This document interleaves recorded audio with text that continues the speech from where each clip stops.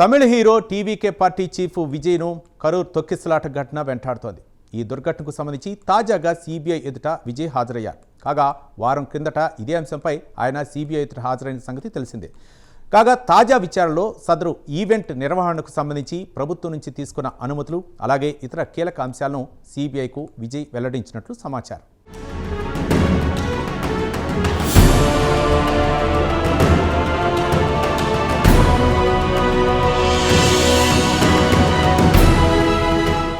తమిళనాడులోని కరూర్ తొక్కిసలాట ఘటన మరోసారి తెరమీదకొచ్చింది. క్రిందటి ఏడాది సెప్టెంబర్ 27న తమిళనాడులోని కరూర్లో తొక్కిసలాట జరిగింది. టీవీకే పార్టీ అధినేత సినీ నటుడు విజయ్ పార్టీ ప్రచారం కోసం ఏర్పాటు చేసిన బహిరంగ సభలో ఈ దుర్ఘటన జరిగింది. కాగా ఈ దుర్ఘటనలో మొత్తం 41 మంది చనిపోయిన సంగతి తెలిసిందే. దీంతో కరూర్ తొక్కిసలాట ఘటన దేశవ్యాప్తంగా చర్చనీయాంశమైంది.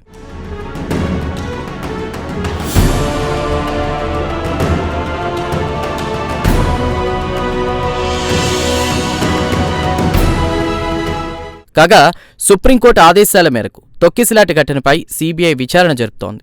ఇదిలా ఉంటే ఈ ఘటనకు సంబంధించి తాజాగా సిబిఐ విచారణకు టీవీకే పార్టీ అధినేత విజయ్ హాజరయ్యారు. దాదాపు 10 రోజుల వ్యవధిలో సిబిఐ విచారణకు విజయ్ హాజరవడం ఇది రెండోసారి. మొత్తం మీద విజయ్ ప్రయాణించిన వాహనం కదలికలు, భద్రతకు సంబంధించి స్థానిక పోలీసులతో టీవీకే పార్టీ కార్యకర్తలు సమన్వయం చేసుకున్నారా లేదా అనే అంశాలపై కేంద్ర దర్యాప్తు సంస్థ అయిన సిబిఐ ప్రత్యేకంగా దృష్టి పెట్టింది. ప్రధానంగా కరూర్ ప్రాంతానికి విజయ్ రావడం 7 గంటల పాటు ఆలస్యం కావడం వల్ల తొక్కిసలాట జరిగిందా లేక మరే ఇతర కారణాలైనా ఉన్నాయా అనే కోణంలో ప్రస్తుతం సిబిఐ విచారణ సాగుతోంది.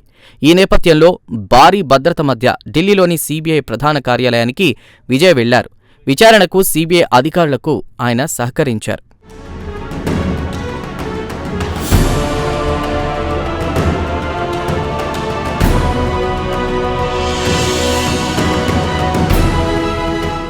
ఇదిలా ఉంటే విజయ్ తమిళనాడులో స్టార్డమ్ ఉన్న ఒక సినీ హీరో.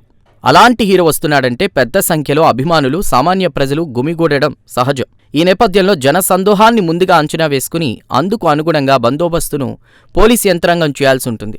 ఈ నేపథ్యంలో బందోబస్తు ఏర్పాట్లు చేయడంలో స్థానిక పోలీసులు అలసత్వం వహించారనే కోణంలో కూడా ప్రస్తుతం సిబిఐ విచారణ జరుపుతోంది. అలాగే జనసందోహానికి తగ్గట్టు కనీస వస్తువులను ప్రభుత్వ యంత్రాంగం చేసిందా లేదా అనే అంశాన్ని కూడా సిబిఐ తన దర్యాప్తులో చేర్చినట్లు సమాచారం.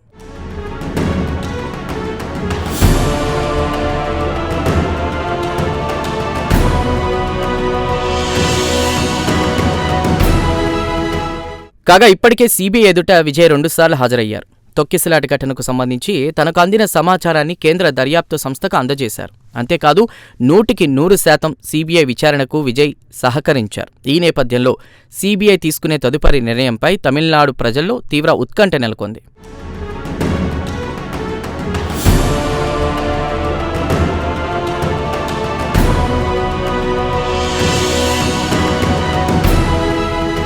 ఇదిలా ఉంటే కరూర్ ఘటన కొంతకాలం క్రిందటనే రాజకీయ రంగు పులుముకుంది.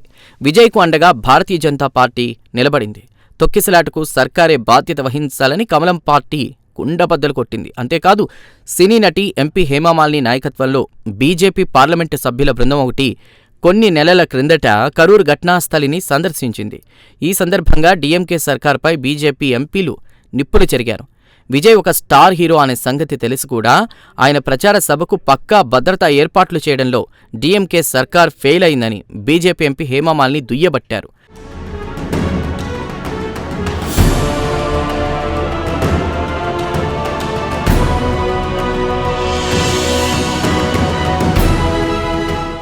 కరూర్ తొక్కిసలాటకు ఎంకే స్టాలిన్ నాయకత్వంలోని తమిళనాడు ప్రభుత్వమే నైతిక బాధ్యత వహించాలని హేమామాలిని తెగేసి చెప్పారు.